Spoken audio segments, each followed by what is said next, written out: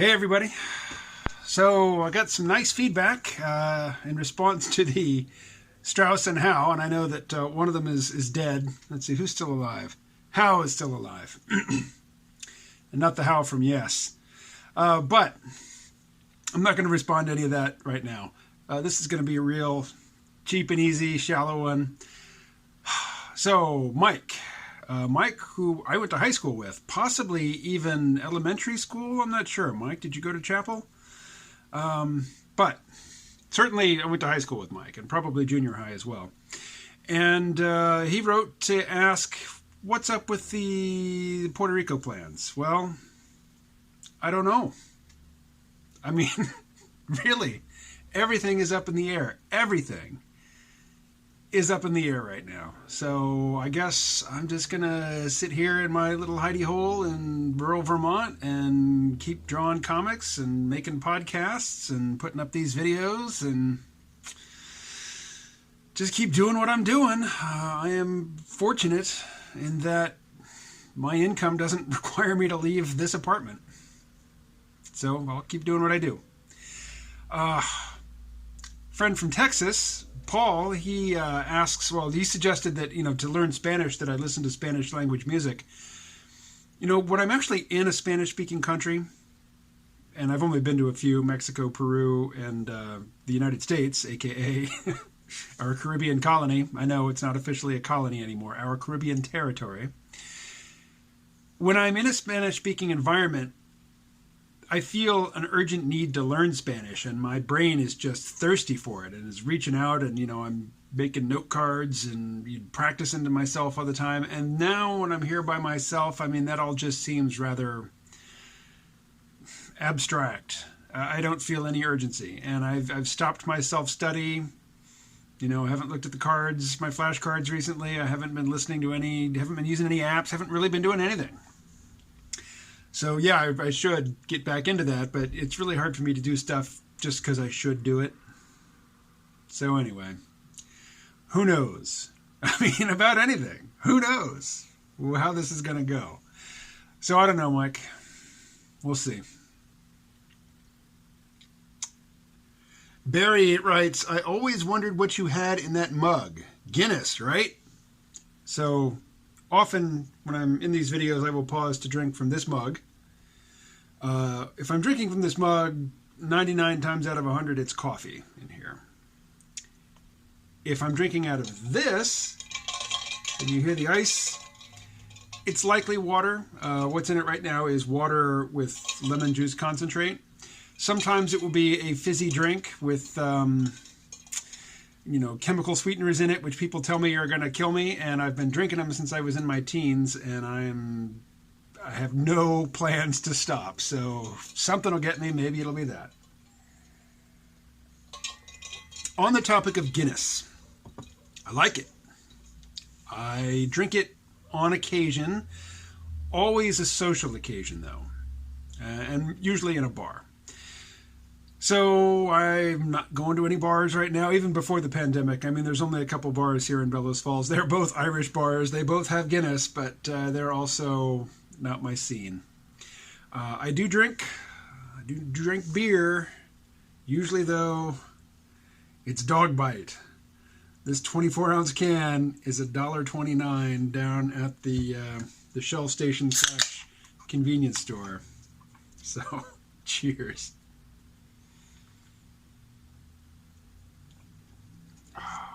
All right. And Peter Zihan sent out two things today. I haven't read either one of them. Various people have sent me articles saying, man, check this out. I think this would be of interest to you. And surely the things that you have sent to me would be of interest to me. I just haven't read them yet. Today I have been very busy playing Minecraft and listening to audiobooks by Craig Allenson. A lot of you... Most of you, I'm guessing, don't know that name, have no idea what I'm talking about. Maybe one or two do. I'm nearing 100 books in my Audible library.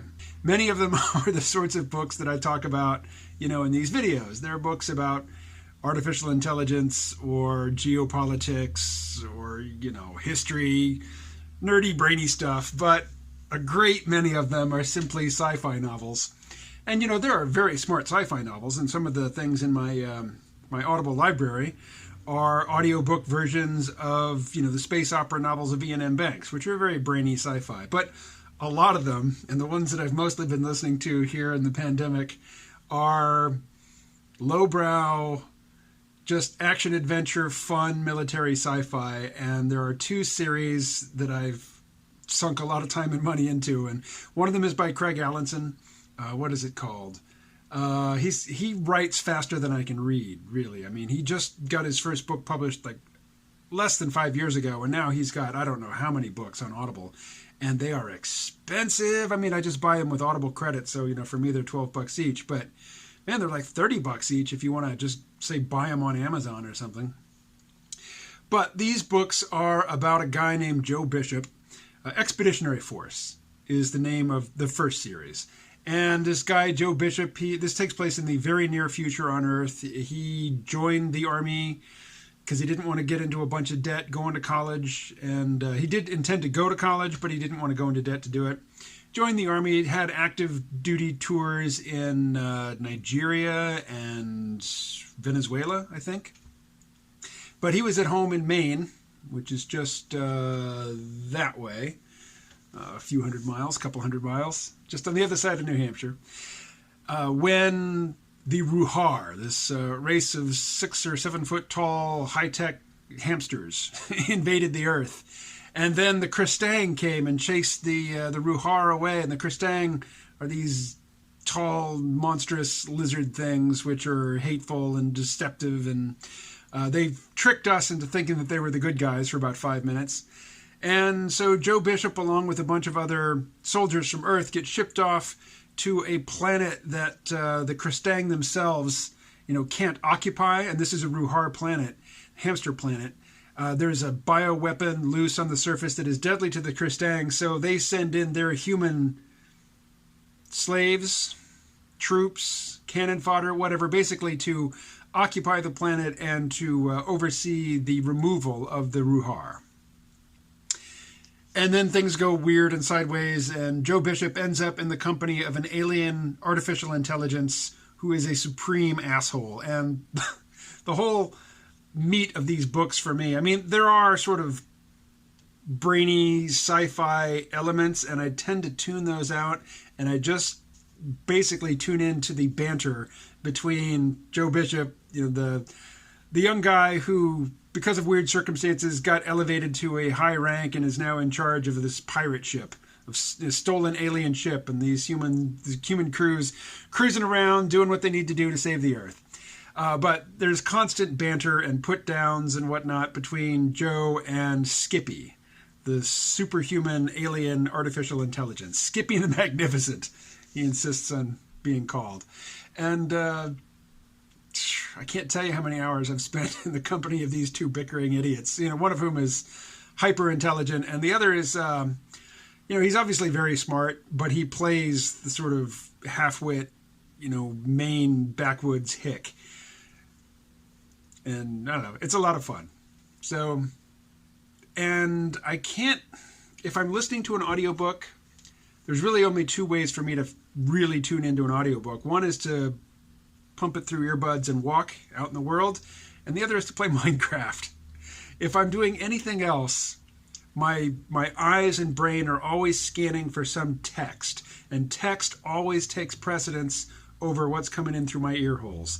So as soon as I see anything in print, I lock onto that, and whatever's coming in audio-wise just fuzzes out. So I've been sitting over there at my desk, procrastinating. I've got, the drawing program open. I've actually held the stylus in my hand on a few occasions today, made a few marks. Haven't made much progress, but I have built a bunch of stuff in Minecraft and listened to many hours of R.C. Bray, a great voiceover, artist who does a lot of sci-fi books on Audible, reading a couple different books in the series, what's it called, Expeditionary Force series by Craig Allinson. I got one of the books today. I started listening to it, and I was like, what's going on? There's a weird discontinuity. I mean, characters are making reference to events that I haven't heard. And I double-checked. It's like, yeah, I've just moved from book 7 to book 8. What happened? Turns out there's this whole audio drama that's not just a single narrator reading, but there's, sound effects and music and various voice talents, which, it's like book 7.5, this audio drama called Homeland, sits between these two novels. And, if you just listen to the novels, you could easily miss that. But, I searched around, found it, spent another Audible credit.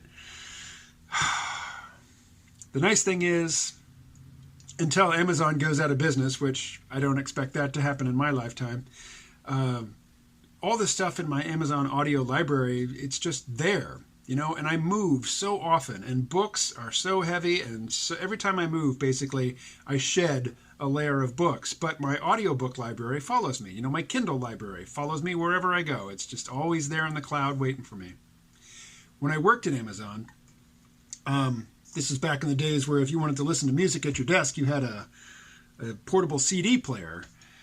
So I had my portable CD player on the desk when I was at Amazon, and I would listen to music most of the time, because most of the time I was doing customer service via email.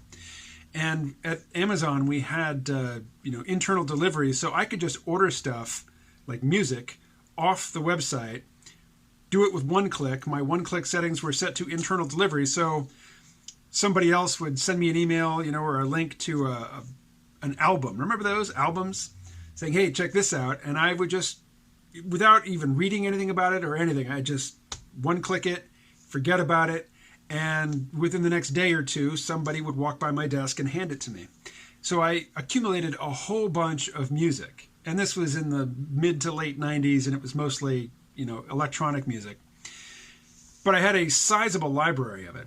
And then when I left the U.S. after 9/11, I sold most of it off. I sold off most of my books. I sold most of those CDs. And then in my various travels and various living places and a divorce and, living out of my truck, not homeless exactly, but highly mobile.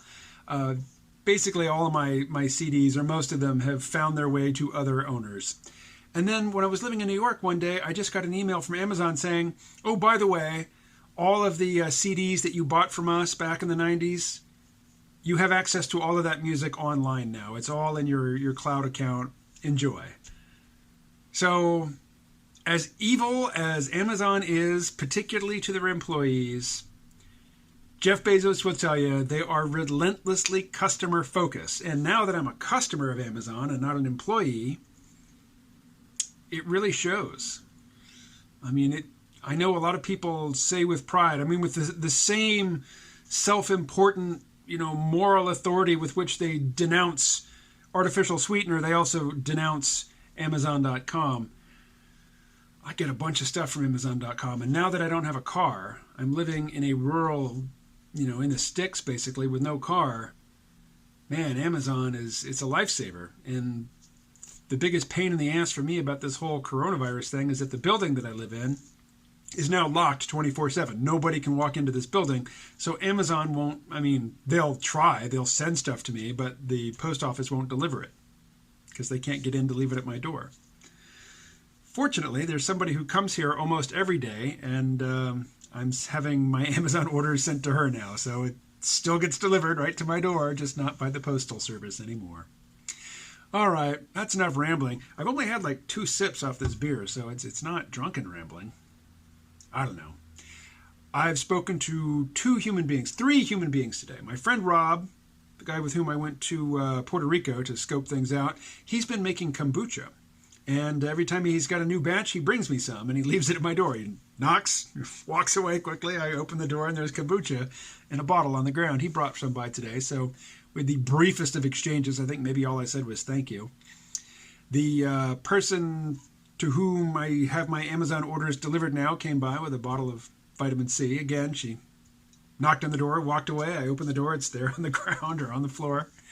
And then the big conversation is when I walked down the hill to the convenience store. I bought the beer and some microwave popcorn that I'll have tonight as I watch Better Call Saul. And we had an exchange of maybe like How you doing? Beautiful day. Yeah, it was raining on my day off. Well, this is the first time I've been out today. Well, I guess that's it. See you later.